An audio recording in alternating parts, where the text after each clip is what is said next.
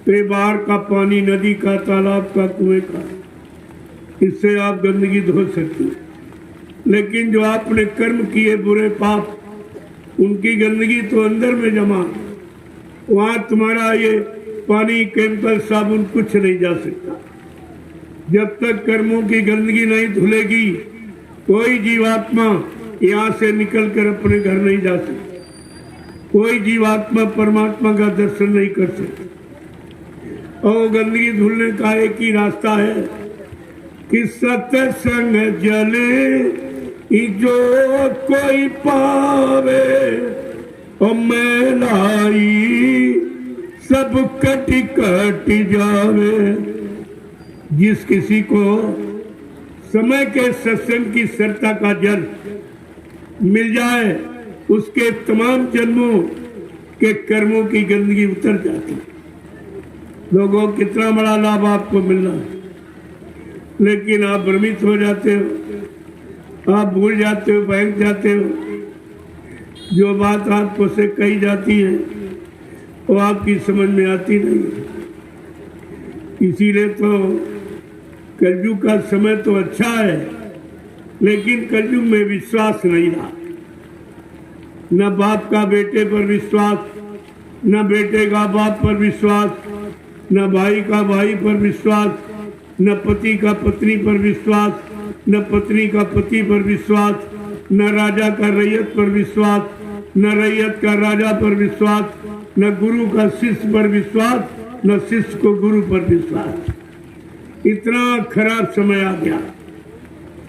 ऐसे खराब समय में संत महापुरुष आपको बचाने का काम करे। जब तुम्हारा बचाने वाला कोई नहीं, तुम्हारी फरियाद प्रार्थना सुनने वाला कोई नहीं, तुम्हारे कष्ट मुसीबत दूर करने वाला जब कोई नहीं, तब ऐसे कलयुग में आए और आपको सच्चा रास्ता दे।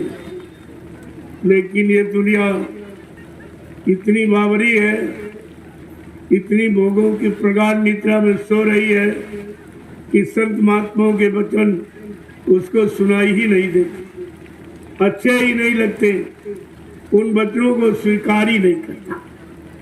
जबकि ये वचन किसी युग में नहीं मिले। जिनको भगवान कहते हो, भगवान राम और कृष्ण को भी ये सत्संग वचन नहीं मिले थे, क्योंकि उस समय संत सदगुरु आए नहीं थे। उनको भी ये वचन नहीं मिले और वो भी अपनी जीवात्मा को बचा नहीं पाए, जगा नहीं पाए, परमात्मा से मिला नहीं पाए। वो भी बेचारे रह गए। तो तुम कैसे मिलाओगे? तुम्हारा काम कौन करेगा? तो आपके काम को करने के लिए संत महापुरुष आए और आवाज लगा रहे, चुपके से नहीं बैठ रहे, आवाज लगा के कह रहे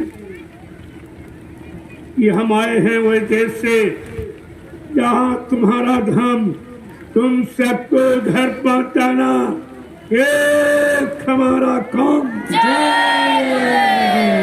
देखो ये कितनी बड़ी आवाज है। तुम्हारी जीवात्मा को घर पहुंचाना, परमात्मा से मिलाना काम है। इस काम के लिए आया हूं। मेरा अमृतलोक मंडल पर आने का दूसरा कोई काम नहीं, न राज, न पाट, न धन, न दौलत, औरत, न बच्चे, यानी मतलब मानव सम्मान सामान कुछ ये लेने नहीं आए हैं। वो तुम्हारी जीवात्मा का कल्याण करने, तुम्हें पाप कर्मों से माफी दिलाने आए। जो काम सृष्टि में कोई नहीं किसी युग में कर सका और किसी नाम में नहीं। सतयुग के हरि नाम ने ये काम नहीं कर पाया, त्रेता के राम नाम में ये काम नहीं कर पाया, द्वापर के कृष्ण नाम ने ये काम नहीं कर पाया। जो तुम्हारा कलयुग में जय गुरुदेव प्रभु का नाम तुम्हारा काम करने आया, पाप कर्मों में माफी दिलाने आया, जो यहाँ पर किसी ने नहीं। ये पाप कर्मों की माफी यहाँ कोई नहीं है, ये अधिकार किसी के पास नहीं है, केवल संत महापुरुषों। यहाँ तुम किसी को, कोई ज्ञानी ध्यानी विज्ञानी, कोई धनवान बलवान बुद्धिमान मिल जाए और 1 करोड़ रुपए दो तो हमारा एक पाप काट दीजिए, तो ये काम नहीं करते। ये रुपए पैसे धन दौलत सामान से जो काम नहीं हो सकता, वो संत महापुरुष केवल अपना दर्शन देकर, संत दरस्ती पातक करई, संतों के दर्शन मात्र से पापों का क्षय हो जाता। ये कितना बड़ा काम आपका, केवल उनके दर्शन दीदार से, उनके स्पर्श से, वो छू ले या तुम उनको छू लो, तुम्हारे कितने जन्मों के पाप उतर जाते।